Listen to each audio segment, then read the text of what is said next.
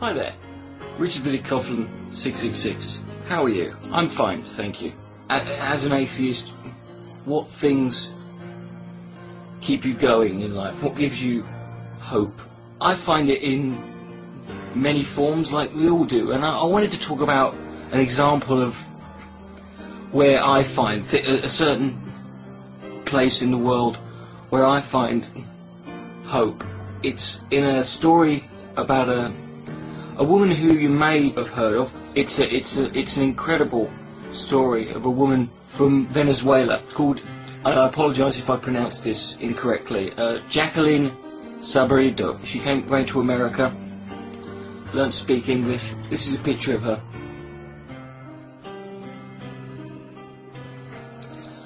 However, that's not what she now looks like. In the year 2000, she was at a party with 3 friends of hers,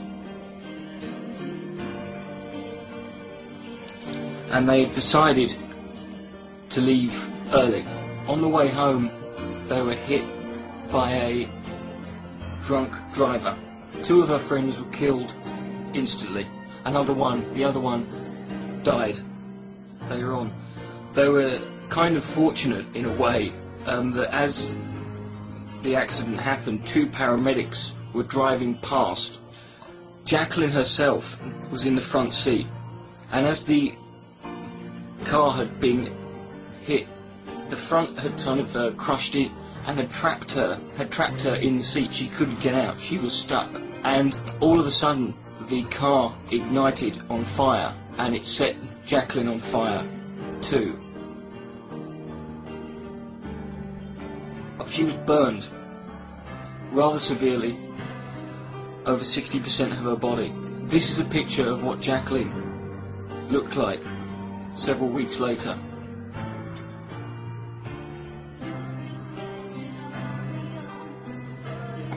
For her to end up looking like that, she sat there in the front seat on fire for 45 seconds.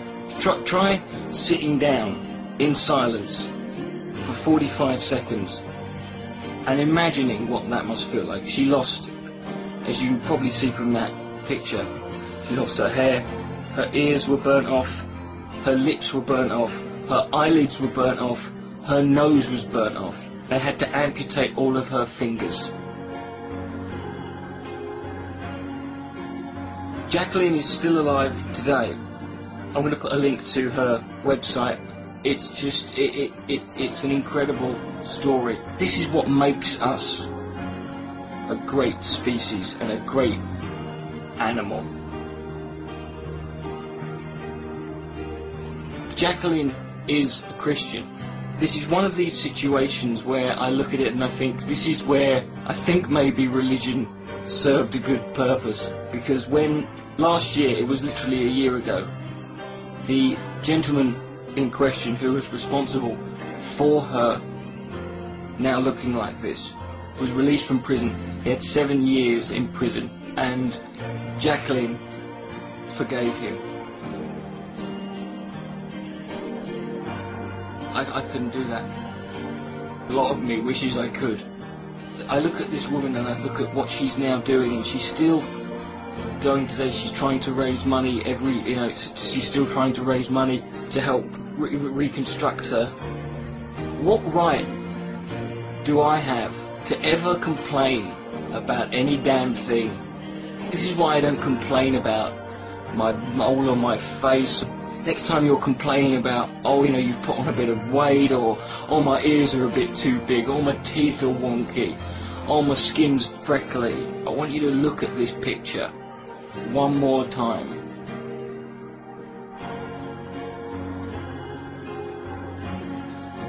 And say to yourself, what right do I have to complain? I'm the luckiest son of a bitch on the planet. This woman kept going, and she still is going. And every time I see these pictures of Jacqueline, it makes me want to do better in life.